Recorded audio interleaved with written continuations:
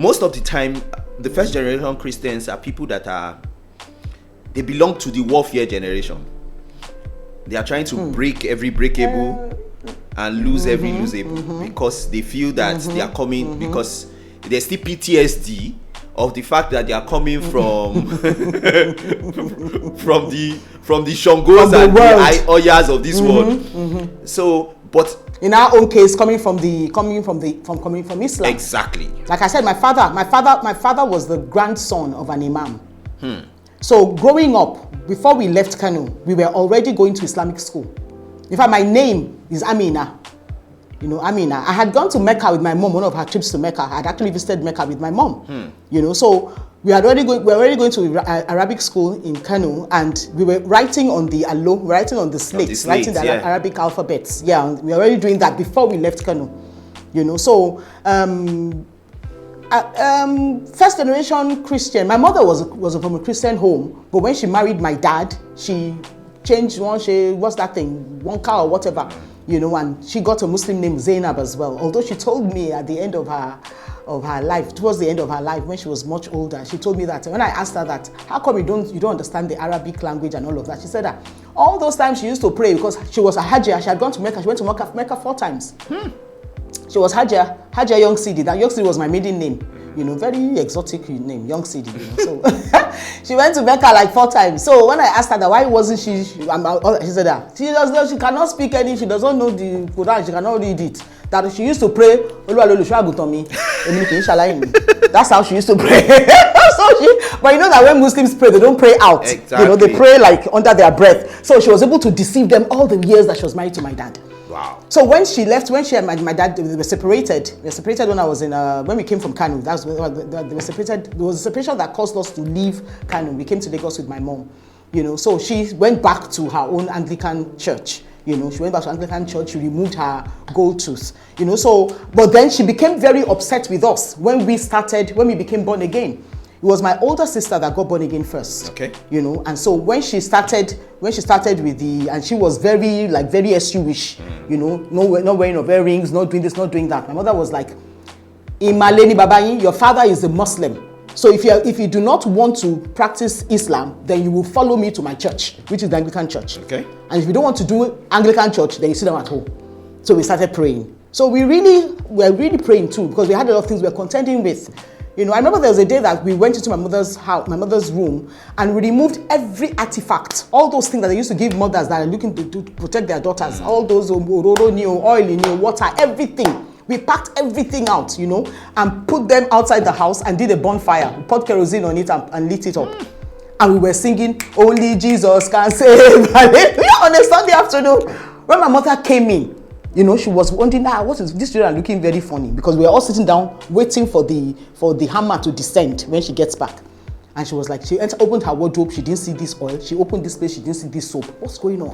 She was really angry. But you see, in all of that, we pray. At the end of the day, my mother herself got born again. I remember when she got born again. She got born again. Oh, she wasn't born again before. Going to Anglican church, she wasn't born again. She was just following going through the motions. Yeah. She wasn't born again. My mother asked me about speaking in tongues, and I explained to her, and then she got baptized in the Holy Spirit. Wow. You know, my mother would ask me about tithe. What do you mean by this? All this while I was not pastor yet too. You know, she would ask me about tithe, and I'll explain to her. She started paying her tithe till she died. She was faithfully paying her tithe.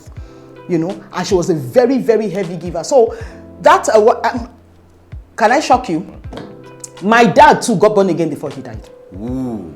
Because it was a prayer point. I kept praying. My father disowned all of us when we became born again. He disowned all of us. That the Quran says it's better for you not to have children than to have arnes. That's infidels. Okay. You know, so he disowned us. And then you were in uni, right? We kept praying for him.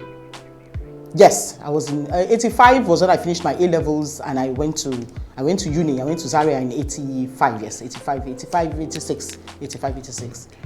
So we kept on praying for him. I kept on praying for him, and I kept reminding God that your word says we will be saved with our household. And I kept praying for him. But he looked as if it could never happen. He looked as if it could never, ever happen. My father was an only boy. So you can imagine that, you know, how can an only boy now say that he's the scepter of the religion? Yeah. Can you imagine that? You know, so but we kept praying, and God is faithful. One day we just got a call from Kano that my father had knelt down in front of a woman and had given his life to Christ. Oh, my joy knew no bounds. I was so happy. And then he died like 1.5 years after that. You know, he would go to BBC and listen to the Bible on BBC, you know. And that's, you know, it was amazing. It was you know. God is faithful. You see, God is faithful. God is faithful. One of the things that you've drawn our attention to is the fact that we must continue in intercession for families. Yeah. And we should not look away. Intercession. Because he works.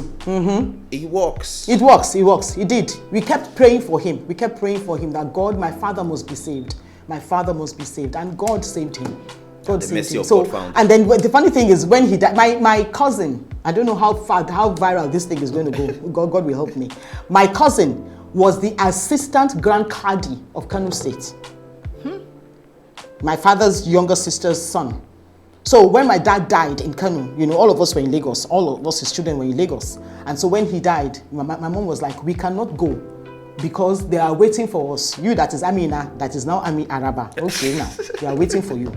You know, so we couldn't go. We didn't go for my father's funeral. Of course, they buried him under 24 hours, according to Muslim rites. Because the people that buried him themselves did not know that he had changed faith.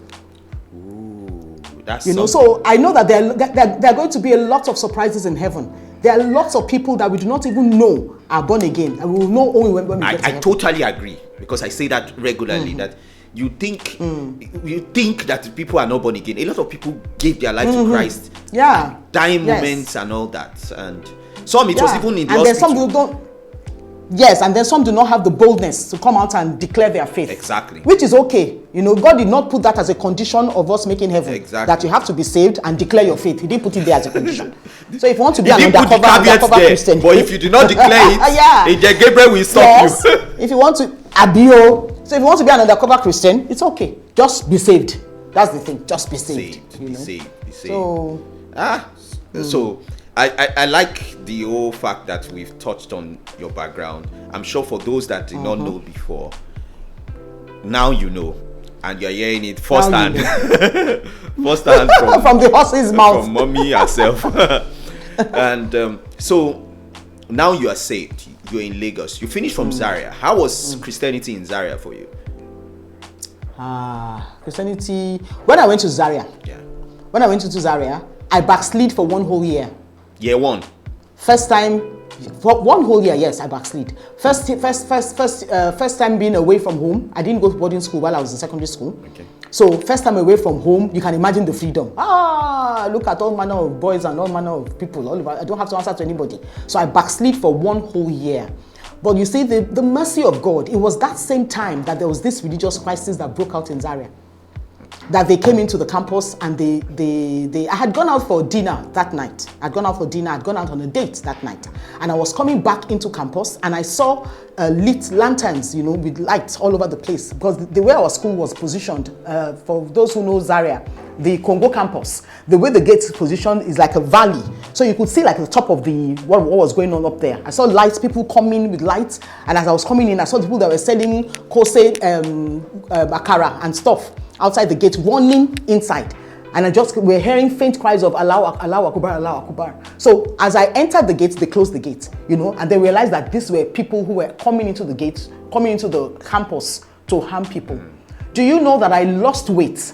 I can't explain it, but I know that as I was running to my hostel, I lost weight to the point where my underwear was falling off.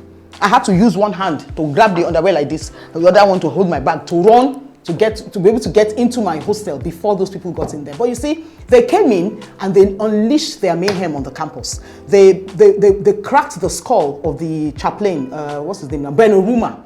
They cracked his head, the chaplain. They were doing all sorts of things. But you see, our SU sisters too did not, they won't take it easy. You know, they had kerosene bombs that they made, and it was amazing. It was wonderful. But you see, one of the things that experience taught me is that if you're not serious with God, you can never tell when your faith will be put to test.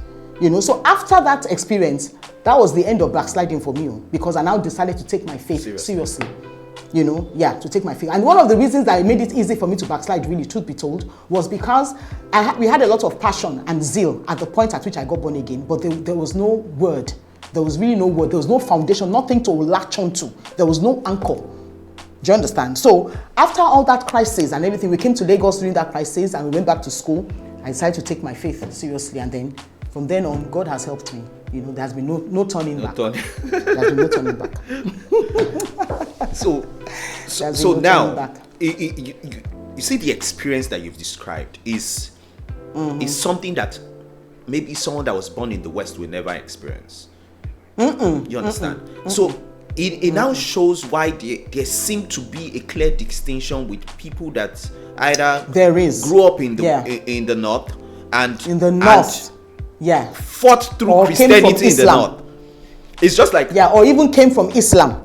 Exactly. You know, we take things very seriously. Yes, it seems like if you see anybody converting, they take things seriously, because the religion that you're coming from does not have mercy. And so when you come into a religion, you come into a faith, a lifestyle that is preaching mercy, preaching love. One of my friends that I spoke to, who is a Christian he's a Christian, but he's Fulani too, from Kanu. When I was talking to him about Christ, what got him interested was when I talked about the love of God, because he had never in all his life heard about the love of God. What is love? There's no such thing called love. There's no such thing called brimstone. Yeah. Justice. There's no such thing called love.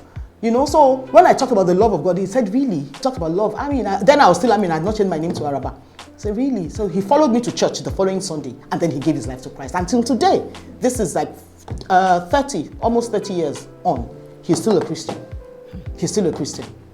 You know, so there's no people that are coming from Islam or people that are coming from the North. They're not play.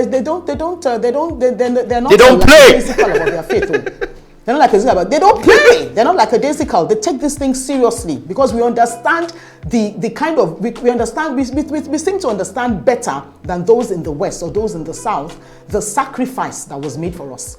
During that crisis, Timmy, there was a particular guy in main campus, Samaru, that was hiding behind his door. You know, when the people came in, they were raiding the hostels and they were killing people and doing all sorts of things. You know, they entered his room. He was hiding behind the door in his dormitory. All right. You know, they opened the door. They looked in like this. They didn't see him. And they went out. He was a Christian behind the door. God protected. God blinded them. They did not. You see live miracles. You see, I saw a guy that was walking on campus. He had a dagger in his head. I know that there's no way he would have survived that, because by the time they pull out the thing that was damming the blood, he's going to have an aneurysm or something or whatever. All sorts of things happened, though. All sorts of things. You see, at that time, I could not boldly come out and say that I'm a Christian myself, because they were asking us to be reciting Asalatu Goma Goma and reciting the whatever on the roads to give them free pass. It was, just know that Christians from that side or people that are coming from Islam will not take Christianity lightly. It is those of you in Lagos that are... Mommy says those of us. I went to Kano. Me too.